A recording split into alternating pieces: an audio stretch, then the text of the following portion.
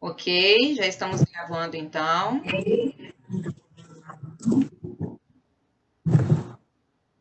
Ok, pessoal, vamos lá então. Naturalismo brasileiro. Dando continuidade, prosseguimento ao conteúdo da nossa última aula. O naturalismo, então, ele é uma... Sandra? Sandra está falando? Oi? Sandra? Acho que ela só tinha deixado o microfone aberto. Ah, tá. Carla, é porque eu estava salvando a foto da tela, mas eu vou fechar já, tá? Pode Ah, tocar o não, barco achei que aí. você tinha chamado. Ok. Não, tem não. Ok. Então, o naturalismo brasileiro, ele é uma ramificação dentro do realismo e ele vai se diferenciar bastante do realismo, principalmente pelas questões sociais, principalmente pelo foco que é dado aí às classes, que são vistas, descritas, que são analisadas. Desde que surgiu o romantismo, nós tínhamos ali um foco na sociedade burguesa. O romantismo, ele era um manual de instrução da vida burguesa, e ele tinha exatamente essa preocupação de mostrar os costumes, de mostrar o estilo, de mostrar a preocupação da organização social, política, ética, os costumes religiosos da burguesia. O realismo, ele vem para focar nessa classe social que vai ascender, que vai tornar-se, portanto, a classe elitizada. O naturalismo, ele é essa ramificação dentro do realismo que foca nas classes marginalizadas. Na aula passada, eu iniciei com vocês analisando a tela, as respigadeiras. E a tela dizia, retratava, demonstrava exatamente essas pessoas que passam despercebidas no meio social e que são mal vistas devido a essa condição social, financeira, pela elite. E hoje, o naturalismo ele vai focar-se exatamente nessas pessoas marginalizadas. Não marginalizadas no sentido de que eram imorais, de que eram pérfidas, não. Marginalizadas no sentido de que viviam à margem da sociedade com relação à questão social, com relação à questão financeira. E para a gente iniciar, eu trouxe à tela Os Comedores de Batatas, de Van Gogh. Creio que é uma tela conhecida de vocês, Van Gogh com certeza é conhecida. Creio que essa tela vocês já devem ter visto em algum momento. E Os Comedores de Batata é uma tela escura, Vocês estão vendo que há uma ausência de luz, de cor, para representar a alegria, a riqueza, a beleza, que é a marca do romantismo, A questão da riqueza, que é o que vai predominar dentro do realismo. E nós temos aqui uma cena simples do cotidiano, uma casinha humilde, vamos dizer assim, demonstra para a gente que a família é uma família com certas condições financeiras que demonstravam, que denotavam no próprio ambiente as dificuldades, Então, essas condições financeiras eram condições difíceis, tanto que eles estão à mesa tomando café e comendo batatas. E se a gente observar pela janela, provavelmente é noite, tanto que a lamparina está acesa. Ou seja, a refeição da noite correspondia-se de batatas e café. Então, nós temos aqui um retrato de uma família simples, de uma família com todas as dificuldades financeiras, que é para a gente o foco, que é para a gente o objetivo dos escritores naturalistas. Enquanto os realistas focam na burguesia, nos seus costumes, retratam a ideia de que os fins justificam os meios, os escritores naturalistas vão focar nessas classes marginalizadas. E o lema dos escritores naturalistas é: o homem é produto do meio. Ou seja, o homem funde-se ao ambiente em que ele vive. E isso fica bem claro nessa imagem, um ambiente escuro, simples, e as pessoas trazem na própria fisionomia, essa tristeza, essa angústia, essa desolação, como se elas estivessem fundindo-se ao meio, como se o ambiente e as pessoas fossem um só. Nós não temos aqui espaço, já vou deixar você falar, Alan, espaço e personagens. Nós temos uma imagem única, tudo escuro, como se representasse tanto o ambiente quanto as pessoas, a dor, o sofrimento, a angústia, a miséria social, a qual eles estavam, né, renegados, essa miséria social a qual eles estavam lançados. Pode dizer, Alan. Pode abrir o microfone. É o naturalismo que meio que apresenta a burguesia como uma moral de fachada, alguma coisa assim. É o realismo, né? Ele já começa a mostrar lá no realismo, porque no naturalismo o foco são as classes marginalizadas. A burguesia, ela raramente aparece aqui. Eu até trouxe 2 trechinhos de obras que nós vamos ver a presença da burguesia, mas foram obras mal vistas para a época.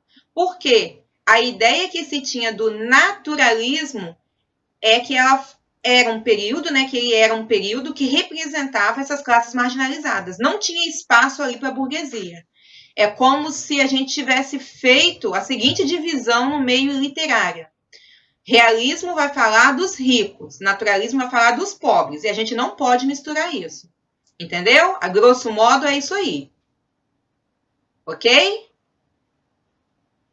Beleza.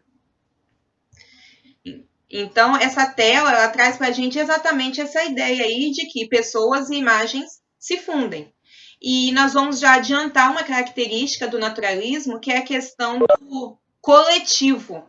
Se no realismo nós tínhamos a questão do individualismo, né? Era cada um por si, pensando em ascender socialmente, aqui no naturalismo nós temos a questão do coletivismo.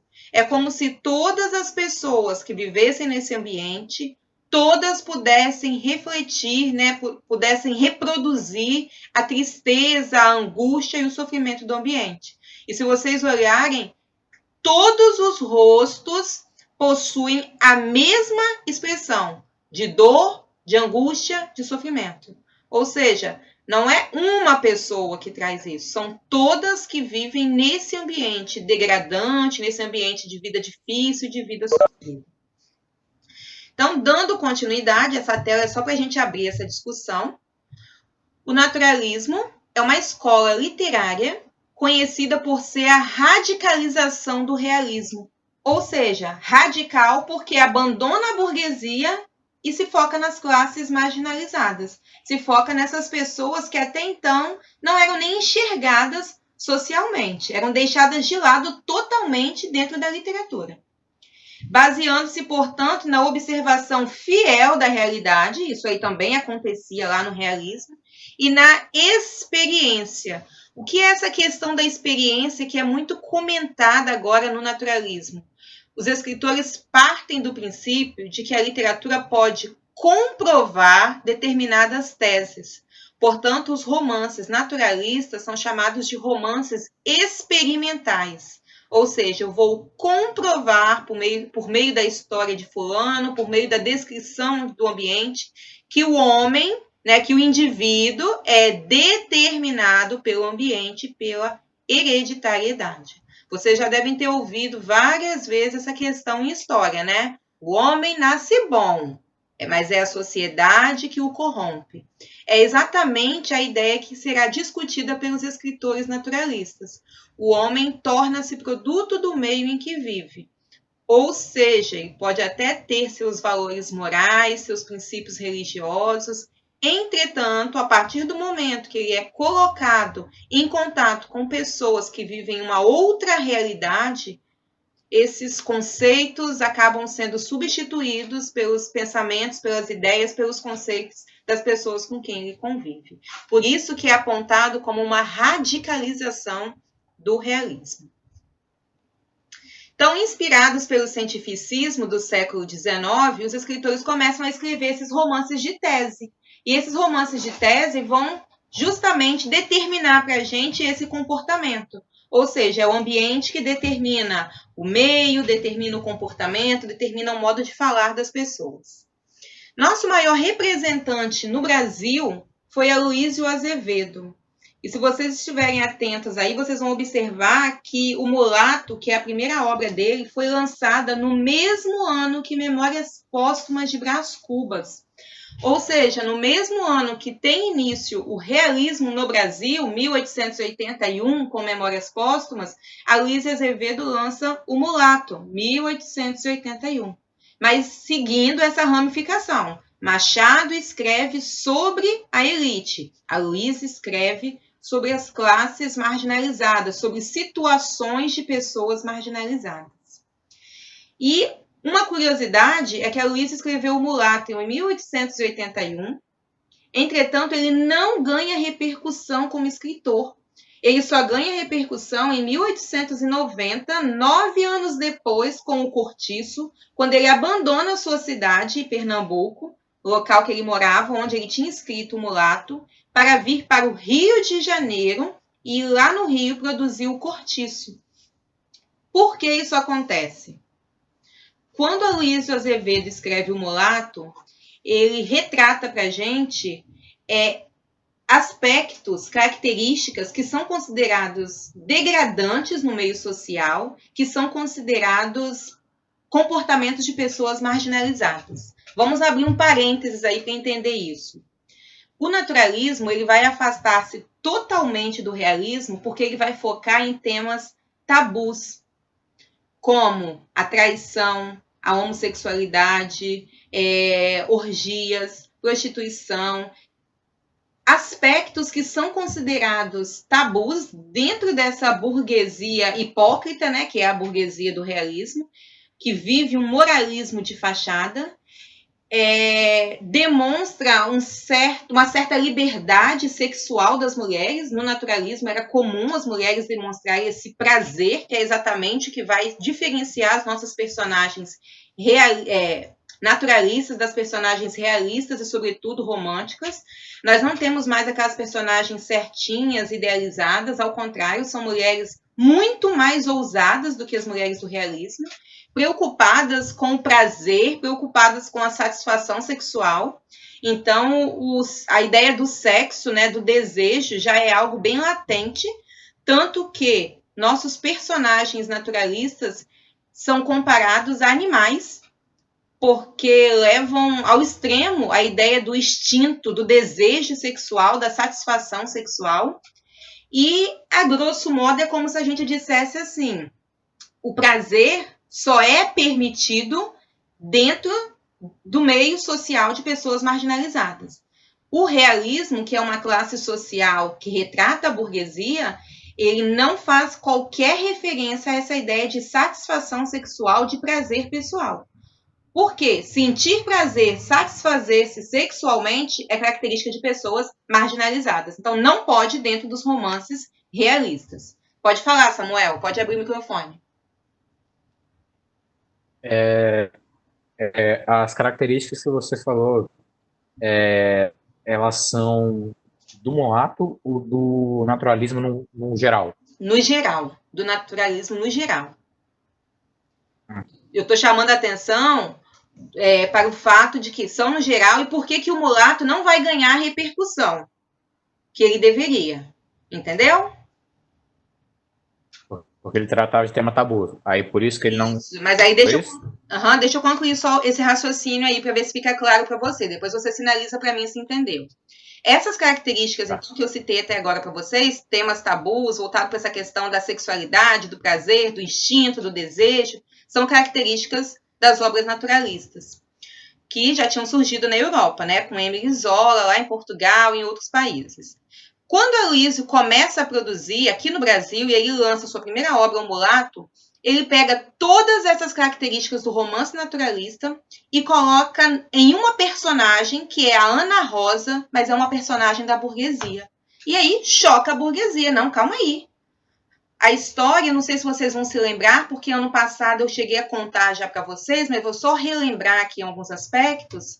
A história é de Ana Rosa, que apaixona-se pelo primo Raimundo, que era um português, tinha chegado de Portugal, né, herdando ali a herança que o pai tinha deixado. Só que Raimundo é filho do pai português e uma mãe escrava. Então ele é negro, né? Na verdade, ele é mulato. E Ana Rosa apaixona-se pelo primo que chega de Portugal e vai morar na casa dela. Uma paixão proibida. Não tem nem condição de Ana Rosa, uma moça burguesa, né, rica, casar-se com o primo, que mesmo sendo rico, tendo boas condições, era mulato, tinha em suas veias sangue escravo. E a obra vai descrevendo Ana Rosa como uma mulher ousada, uma mocinha, né? Ela tem 17 anos, ela entra no quarto do primo, ela demonstra isso, o desejo sexual pelo primo. Eles acabam envolvendo-se, Ana Rosa engravida, né? Quando o pai fica sabendo, o pai tinha prometido Ana Rosa para um funcionário dele, da empresa, né? Da loja que ele tinha, e eles acabam assassinando Raimundo, para que Ana Rosa possa, dentro dos valores da burguesia, casar-se, né, e ninguém ficar sabendo desse erro que ela cometeu. Então, a história termina com o Raimundo morto, ele é assassinado, e Ana Rosa, quando fica sabendo que Raimundo foi assassinado, ela sofre um aborto espontâneo, perde o filho, e termina a história casada com esse funcionário que tinha sido prometido pelo pai. E a história termina aí na ideia de que tudo pode ser resolvido, para tudo se dar um jeitinho, o que importa é manter as aparências. Entretanto, a obra choca a sociedade da época. Eu acho que eu falei Pernambuco, desculpa, ele é do Maranhão, tá? Vocês me desculpam se eu falei Pernambuco. E a obra choca a sociedade do Maranhão. A Luísa Azevedo, ele é escorraçado nos meios sociais, nos meios jornalísticos, e a sociedade do Maranhão o expulsa do estado. Ele é obrigado a sair do Maranhão, abandonar tudo que ele tem e prometer que nunca mais ele vai produzir ou escrever nada citando a sociedade do Maranhão. Simplesmente porque ele escreveu uma obra em que ele colocou uma moça de família rica, né, que tinha uma certa condição financeira, como Ana Rosa, que apresentava características de pessoas marginalizadas. E aí, só para ilustrar aí, o trechinho que nós temos de O Mulato, que eu trouxe para vocês analisarem, é esse aí. Alguém poderia me ajudar e fazer a leitura? Alguém que está me ouvindo bem, que está com áudio bom, poderia abrir o microfone e fazer a leitura? Eu acho que eu posso. Vai lá, Rafael. Obrigada. Já abri, né? Mas, no caso, você não vai... O quê? Pode ir lendo, Rafael.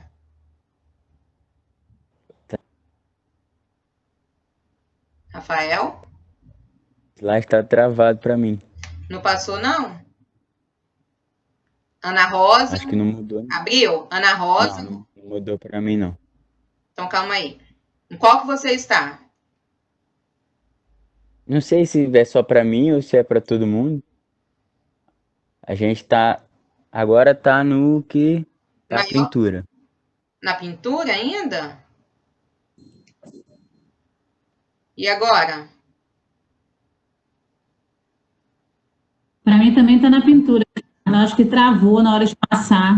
Qual a Não, pintura? não é que tá travando, não. É um delay que tá tendo. É os comedores de batata? Aqui está travando, Carla. Qual é a pintura que vocês estão? Tem duas telas. Qual é? A pintura é um monte de gente, tipo num... No cortiço? Pessoal varrendo, tá tudo no... No cortiço, isso. Isso. Lila, boa tarde, meu anjo. Se você puder fechar aí sua câmera, porque está dando interferência, aí nós resolvemos fechar. Obrigada, querida. E agora, passou? Ainda não. Ainda não.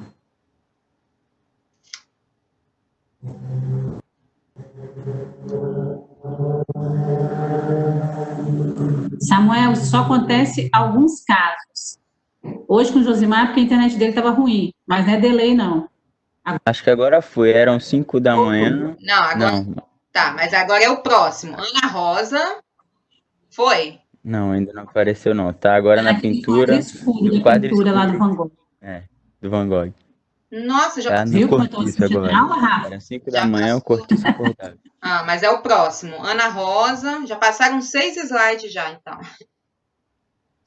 Tá no cortiço ainda. Ah, chegou. Aí foi. Ana Rosa? Foi. Ok, que bom. Vai lá, Rafael.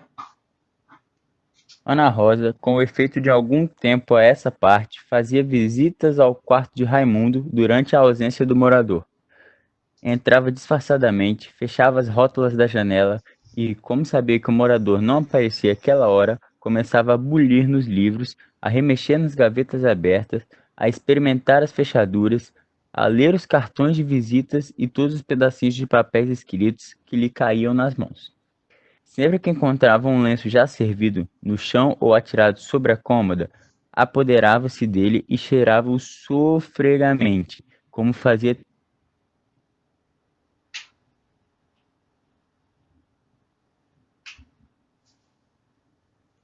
Oi.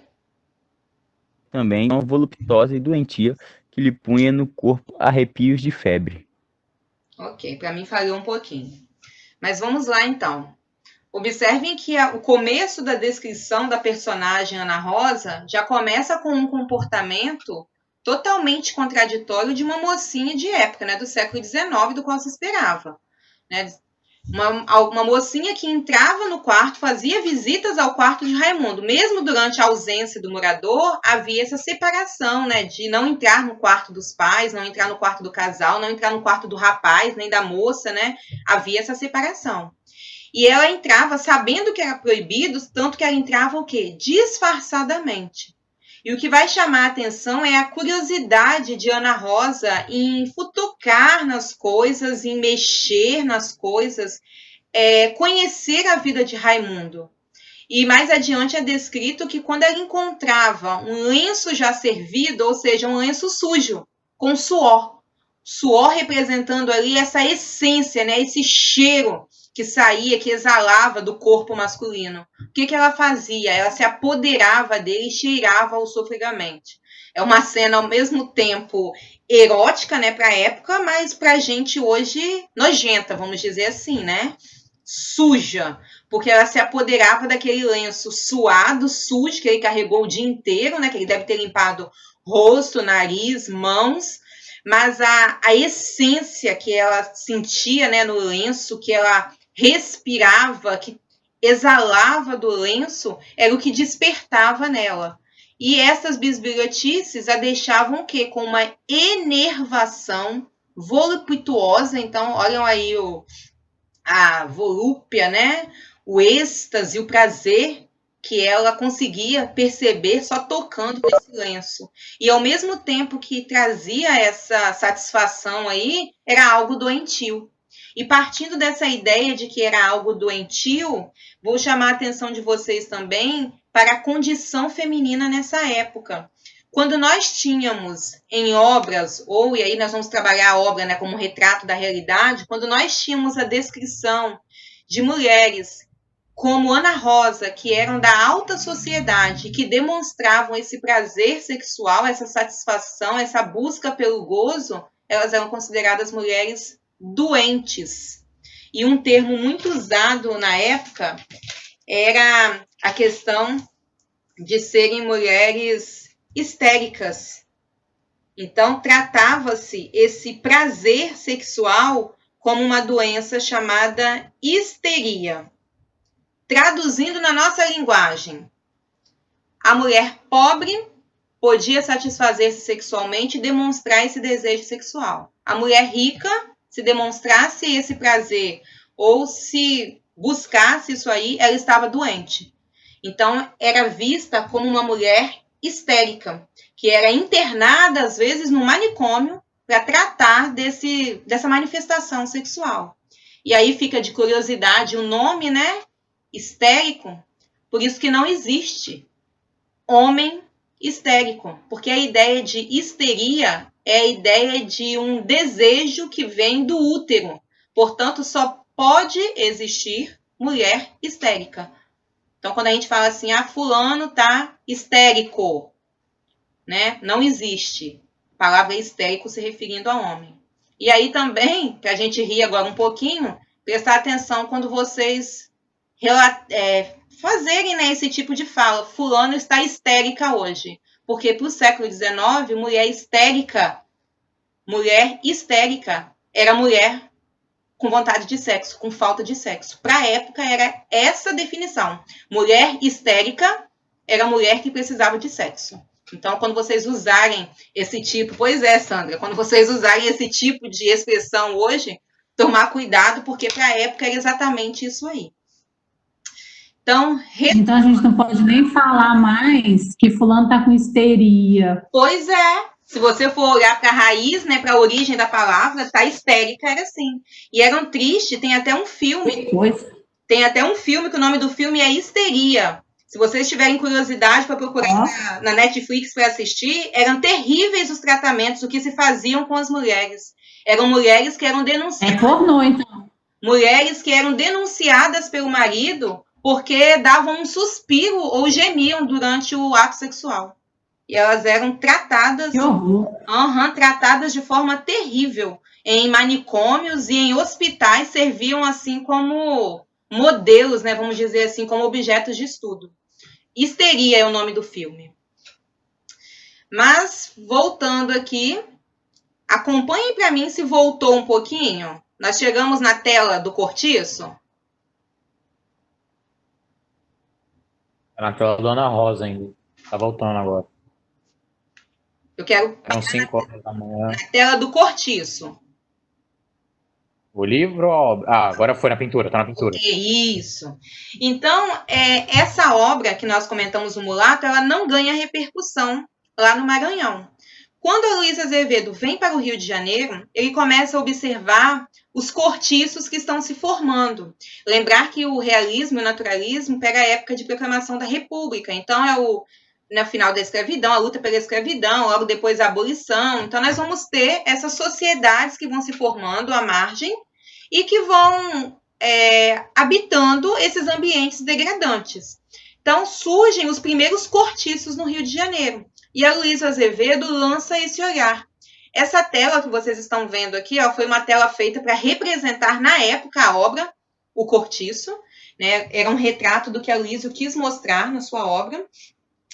E eu gostaria que vocês observassem, no geral, que nós temos uma representação da coletividade. Novamente, a ideia de que todos vivem em perfeita harmonia, vamos dizer assim, dentro desse ambiente, mas eles fundem seu ambiente. Como assim fundem seu ambiente? São personagens que retratam toda a miséria, a pobreza, a angústia, né, o sofrimento que esse ambiente trazia. Então, o cortiço, ele ganha repercussão e transforma a Luiz Azevedo no nosso maior escritor naturalista. E aí é triste, mas a gente tem que admitir, né? É como se a sociedade dissesse, você pode sim escrever isso aí se você falar dos pobres, dos marginalizados, da sociedade burguesa não. Então ele teve que render-se a essa, vamos dizer assim, imposição social e começar a escrever exatamente sobre esses tipos marginalizados. Logo a seguir, nós temos um trechinho do romance O Cortiço. Passou para todo mundo? Ok? Ok. É um trechinho bem conhecido. Na verdade, é o trecho mais conhecido do Cortiço. Então, eu sugiro que vocês, assim, não só leiam, mas dá aquela olhada que praticamente fotografa, né, esse texto, porque vira e mexe aparece. Já vou deixar você falar, Alan. É o trecho do Cortiço do capítulo 3, que traz para a gente a descrição do que realmente era o cortiço. Alan, pode abrir o microfone. Como que é o nome da característica do homem associado ao animal e da humanização do espaço? Zoomorfismo. Vou comentar aqui já. Zoomorfismo e humanização. Antropomorfismo, no caso, né? Quando o ambiente se transforma em algo humano. Ok? Obrigado. Zoomorfismo e antropomorfismo. Já vou comentar aqui agora. Então, esse trecho aqui do cortiço Eu vou fazer a leitura porque eu já vou comentando com vocês, tá? No próximo eu peço alguém para poder me ajudar. Ele começa assim: eram 5 horas da manhã e o cortiço acordava. Observem que não são as pessoas, mas o cortiço. Por isso eu disse para vocês a ideia de fundir-se pessoas e ambientes tornam-se um só. Então era o cortiço que acordava. E aqui nós temos a ideia do antropomorfismo, né? O ambiente, que é o que o Alan acabou de comentar, o antropomorfismo, que é o ambiente, né? O cortiço, as casinhas que se transformam, né, em pessoas, que se transformam em algo humano com características humanas. Acordava abrindo não os olhos, mas a sua infinidade de portas e janelas alinhadas. E apesar dessa pobreza, né, dessa miséria descrita, que eram janelinhas uma do lado da outra, casinhas uma após a outra, acordavam de forma alegre, né, um acordar alegre e farto, de quem dormiu de uma sentada 7 horas de chumbo. Observem também que é a questão da resiliência, né? Aceitavam essa condição porque não tinham o que fazer, não tinham para onde ir, eram o que tinham. Mas viviam dessa forma e viviam, vamos dizer assim, não felizes, mas sobrevivendo a tudo aquilo que o ambiente lhes proporcionava. Como que se sentiam ainda na indolência de neblina as derradeiras notas da última guitarra da noite antecedente, dissolvendo-se a luz loura e tenra da aurora que nem um suspiro de saudade perdido em terra alheia. E aqui é interessante porque Aloísio descreveu que eles acordavam sonhando, né? Ainda lembrando o que tinham passado na noite anterior, dos sonhos que haviam tido durante a noite, o que traz para a gente até uma certa descrição romântica, né? E como que Aloísio, ele romantiza o sono das pessoas, né? O descanso das pessoas. Não importa se são pobres ou são ricas, o sono é um momento, né, sagrado para todo mundo. O sonho é uma possibilidade para todo mundo. Então há essa romantização aqui. A roupa lavada que ficara de véspera nos coradouros umedecia o ar e punha-lhe um farto acre de sabão ordinário. Como viviam em cortiços, os varais eram estendidos, né, ao longo dos becos, todos penduravam as suas roupas ali, e o cheiro era sempre o mesmo, um sabão, né, ordinário, barato, né, talvez um cheiro muito forte, que exalava e transformava todo o ambiente num cheiro único. As pedras do chão, esbranquiçadas no lugar da lavagem e em alguns pontos azuladas pelo anil, mostravam uma palidez grisalha e triste, feita de acumulações de espumas secas. Novamente o antropomorfismo, né? As pedras que transmitem a tristeza e a solidão do ambiente, né? As roupas que batiam nas pedras durante o dia, quando eram lavadas, transformavam, né, essas pedras em objetos, em seres, vamos dizer assim, que sentiam a dor, a angústia e o sofrimento. E aí eu não coloquei o texto todo, mas eu creio que vocês devem lembrar que logo depois vinha a descrição das pessoas que lavavam as fuças, né, que prendiam, as mulheres que prendiam os cabelos no casco, né, não era na cabeça, no casco, onde acontece aí essa questão do zoomorfismo, né? Se ao mesmo tempo eu tenho o antropomorfismo, eu tenho também a ideia do zoomorfismo, ou seja, as pessoas comportam-se como animais. É interessante, Samuel destacou aqui, que nessa cena que nós já discutimos, nós lemos ela ano passado, coloca uma bica e as pessoas todas molhando a mão e lavando o rosto, ou seja, quem estava em cima molhava a mão e lavava o rosto primeiro, e quem estava mais embaixo usava aquela mesma água para lavar a fuça. É assim que o livro descreve, para lavar as fuças. Né? As mulheres mostravam as coxas grossas enquanto estavam lavando as roupas, e há toda uma descrição ali nos personagens da época, comparando-os a animais. Não só animais que não tinham a noção do que estavam acontecendo, né? Mas como animais que buscavam a satisfação pessoal na forma que tinham de vida. Se era isso que a vida lhes proporcionava, buscavam viver da melhor forma possível. Então, esse trecho aqui, ele descreve bem pra gente o que era o cortiço. Esse amontoado de pessoas que compactuavam, vamos dizer assim, todos da mesma dor, da mesma angústia, do mesmo sofrimento, e o ambiente transformava, todas essas pessoas em produtos do meio. Um trabalho coletivo, isso aí, era um trabalho coletivo, e tudo aqui era no coletivo. Porque é como se fosse várias pessoas, várias formiguinhas fazendo o mesmo trabalho para manter o cortiço funcionando, para manter o cortiço trabalhando, né, existindo. Ok? O trecho seguinte é o trecho de Ana Rosa, que nós já lemos, então eu vou passar. Ver se nós chegamos em características do naturalismo. Passou? Características, chegou, obrigada. Então vamos lá. Ainda não.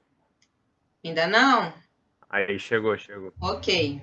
Então vamos retomar quais são essas características do naturalismo.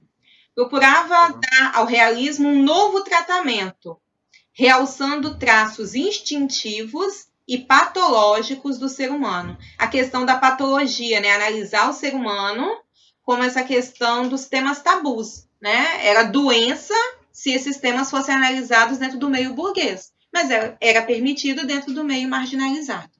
Portanto, identificava o homem como animal, né? Com a questão do zoomorfismo, ou zoomorfização. O enfoque dado a essas camadas mais pobres, análise do comportamento pelo método científico. Se lá no realismo nós tínhamos a análise do psicológico, né, do comportamento psicológico, agora tudo é analisado pelo método científico.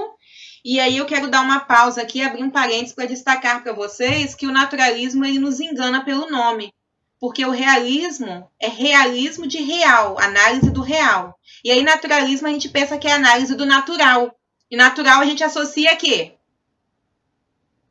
Quando você ouve natural, vocês associam a quê? Estão me ouvindo, gente? Algo que ocorre naturalmente, né? Naturalmente, mas a questão da natureza, né?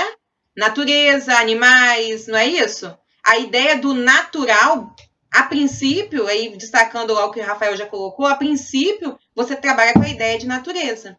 Entretanto, aqui o naturalismo trabalha com a ideia do método científico, do natural. Ou seja, é normal, é natural esse comportamento do homem.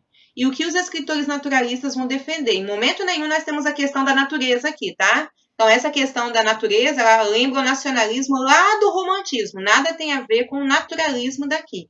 Mas fica esquecida a questão da natureza. Ligar natureza a nacionalismo. E aí, naturalismo trabalha exatamente com essa questão de que os escritores naturalistas tentam nos mostrar que é natural, é normal o homem, às vezes, agir por instinto, o homem manifestar desejo, o homem procurar satisfação sexual. É algo normal. Assim como acontece com os animais, isso não quer dizer que nós somos irracionais como os animais. Mas os escritores tentam provar, por meio da ciência, que é uma característica também do ser humano. Manifestar esses instintos, manifestar esses desejos. Por isso a questão natural. Na literatura ocorre o uso de descrições de ambientes e de pessoas. A linguagem ela é mais coloquial, né? Até porque a classe que se busca atingir aqui e descrever. Nós assistimos o filme O Cortiço, né, Samuel, ano passado, verdade. Que se procura descrever aqui é uma classe de pessoas marginalizadas.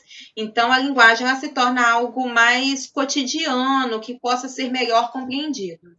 E os principais temas são desejos humanos, instintos, a questão da loucura, e aí vocês vão associar a questão da loucura à histeria, né? Manifestou desejo sexual, tá louca, tá doente, não tá histérica, tem que ser tratada. Deixa eu ligar aqui que deu sinal. Ok. A questão da loucura, da violência, da traição, da miséria, da exploração social. E, principalmente, lembrar do lema dos escritores naturalistas, né? O homem é produto do meio em que vive. Ou seja, o homem funde-se ao ambiente a qual ele está inserido. Ok, pessoal? Até aqui, alguma pergunta? Ok para todo mundo? Alguma dúvida? Ok. Passou aí romance naturalista? Tranquilo. Passou, Alan? Tranquila? Romance naturalista. Não. Passou ainda não. Samuel disse que passou. Vou começar devagarinho enquanto vai entrar os slides para vocês. Ok, obrigada, Camila. Foi cultivado no Brasil, então, por Aloysio Azevedo, que foi o nosso grande escritor naturalista. Entretanto, ele não foi o único. Nós vamos destacar aqui Júlio Ribeiro, Adolfo Caminha, Domingos Olímpio, Inglês de Souza, Emanuel de Oliveira Paiva. Entre esses daqui, são mais conhecidos Aloysio Azevedo, porque fez a obra, né, O Mulato, que gerou toda aquela repercussão, e depois O Cortiço, que transforma-se em sua obra-prima. E Júlio Ribeiro, ele ganha uma repercussão de forma negativa na época. Ele escreve uma obra chamada A Carne, que é conhecida como A Carniça, porque ele faz exatamente o que a Aloysio Azevedo fez. Ele coloca a personagem principal, que é a Lenita, como uma moça da aristocracia, rica, entretanto, totalmente dependente de um macho. É isso que ela coloca. Ela se descreve como uma mulher que precisava de um macho. Então, ela burla todos os valores sociais, morais e éticos da sociedade para buscar essa satisfação sexual. E a obra é muito recriminada. Júlio Ribeiro, ele sofre sérias sanções no meio ali literário. Inclusive, ele embarca, vamos dizer assim, em uma polêmica por cerca de 2 anos com um padre da época que o acusa de ser imoral e pérfido e que classifica a obra como a carniça. E a obra é rebaixada a romance, vamos dizer assim, a obra pornográfica. A obra fica por 100 anos proibida de ser publicada. A obra A Carne fica por 100 anos proibida de ser publicada. As publicações que já tinham, né, as impressões que já tinham sido feitas, elas são obrigadas a serem colocadas, a serem classificadas de romance pornográfico, proibidas de serem manuseadas até pelas mocinhas ou pelas pessoas da alta sociedade. E apenas 100 anos depois conseguem perceber que a obra, na verdade, trazia o que realmente acontecia ali dentro do meio social burguês, que a obra nada tem de imoral e pérfido, e que a manifestação sexual que aparece com a personagem é, na verdade, algo comum também no meio burguês. E outro escritor que vai ganhar uma repercussão também grande aqui nessa época é o Raul Pompeia. Raul Pompeia escreve uma única obra, que é o Ateneu. Entretanto, a sua obra ela fica oscilando entre ser naturalista ou realista, pois ao mesmo tempo que ela foca em uma sociedade burguesa, né, ela traz a história ali do Ateneu, que é um colégio, né, das pessoas da aristocracia, das pessoas desse meio burguês. Ela coloca alguns personagens dentro da escola que ganham bolsa de estudo, como o nosso personagem Sérgio, que é um personagem desse meio marginalizado. Então, a obra, o Ateneu, ela traz essa curiosidade. Em alguns livros, né, em algumas apostilas, vocês vão encontrar Raul Pompeia como realista, em outras como naturalista. Ele é um escritor que pode ser classificado como o escritor dos dois períodos aí. A narrativa naturalista, então, é marcada por essa análise social, a partir desses grupos marginalizados, que valoriza sempre o coletivo. E essa questão do coletivo, ela também é retratada no nome das obras. Observem que é o mulato, como se todas as pessoas que tivessem essa cor pudessem ser representadas pelo personagem Raimundo. É o cortiço, como se todas as pessoas que vivessem no cortiço tivessem as mesmas características. Casa de pensão, todos os moradores ali são iguais, né? É aquela ideia de que são todos farinhas do mesmo saco. Pessoal, me ajuda aqui, mas eu acho que vocês têm outra aula agora?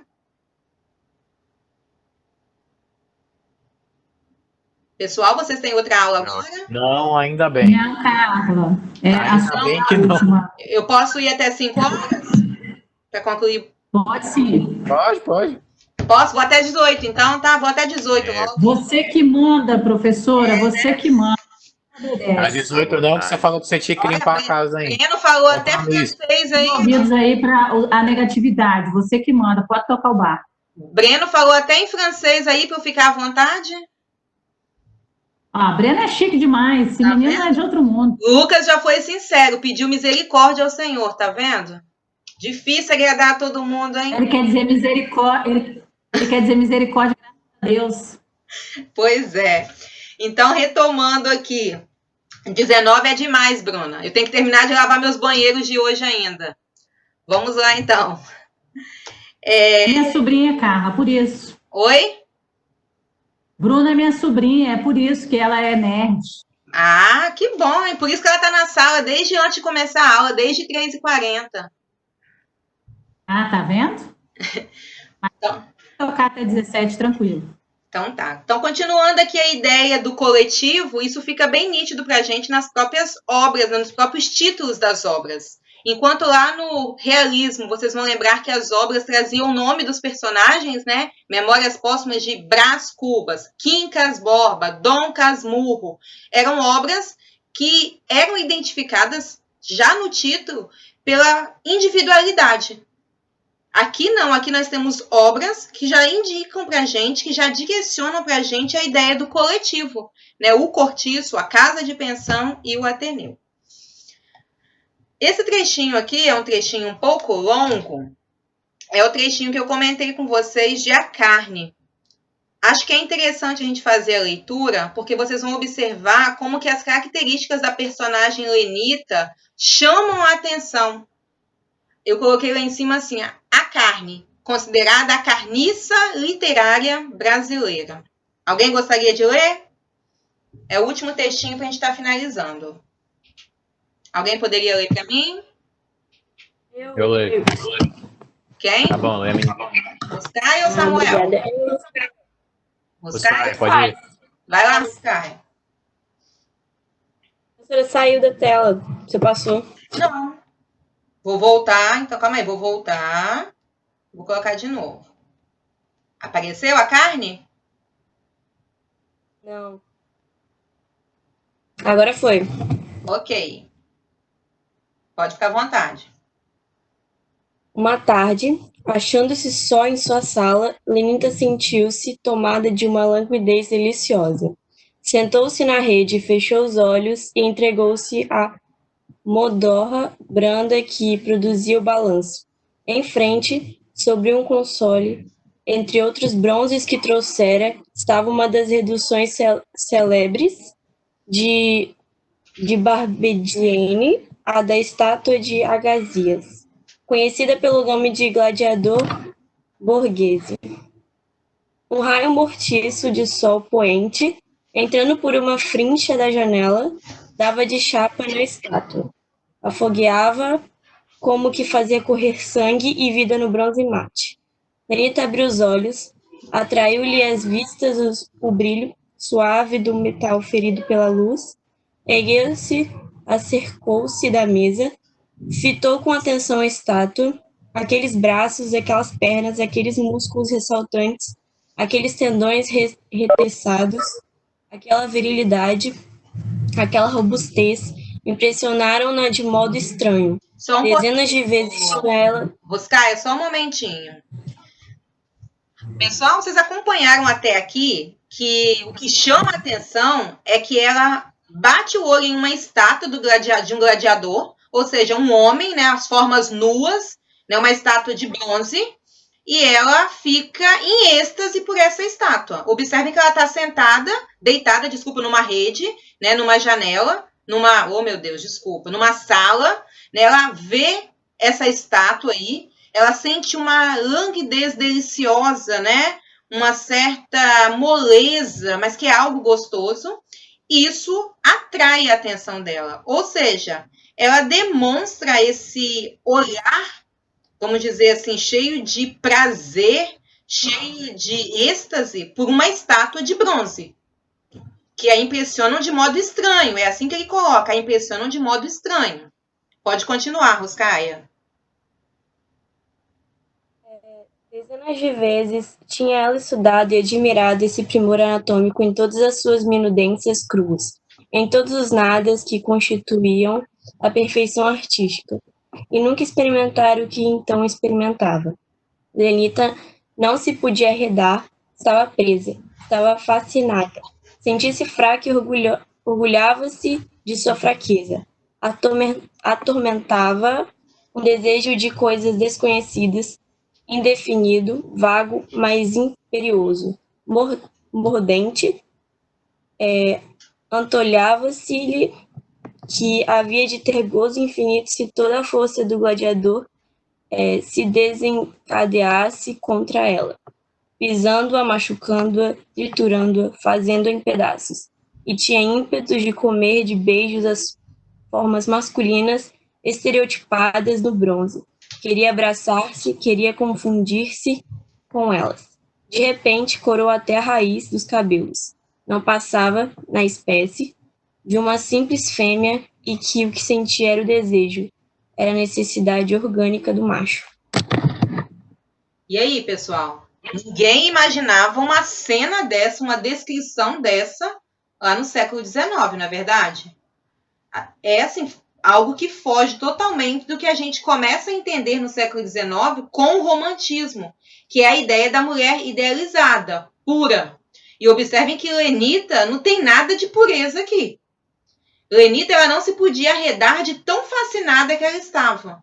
E observem que ela se sente fraca, ela sente vergonha, vamos dizer assim, mas ao mesmo tempo orgulho, porque ela está fraca.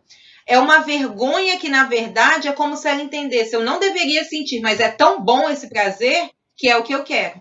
E ele começa a dizer que ela tinha desejos e vontade de que o gladiador a triturasse, pisasse nela, amassasse, né, que ela pudesse fundir-se à estátua do gladiador num gozo infinito, fazendo-a tornar-se em pedaços. Tinha até ímpetos de comer as formas masculinas. E aí ela termina dizendo, na verdade, ela cora de vergonha, mas, na verdade, ela tem consciência de que na espécie, observem aqui a questão do cientificismo, né, a questão do romance de tese, que vai tentar comprovar que é algo normal, se ela conseguia, né, satisfazer-se com uma imagem, era algo normal. Não passava na espécie de uma simples fêmea, ou seja, uma mulher com desejos, com manifestações sexuais, e que o que sentia era o desejo, a necessidade orgânica de um macho, ou seja, era o prazer sexual, ela precisava de um outro homem, na verdade, para satisfazer essa necessidade. Até aqui, ok, pessoal? Tranquilo? Ok. Então, vamos lá. Para a gente finalizar, vamos para um quadrinho comparativo. Passou para vocês? Um quadrinho comparativo entre realismo e naturalismo. Ainda não?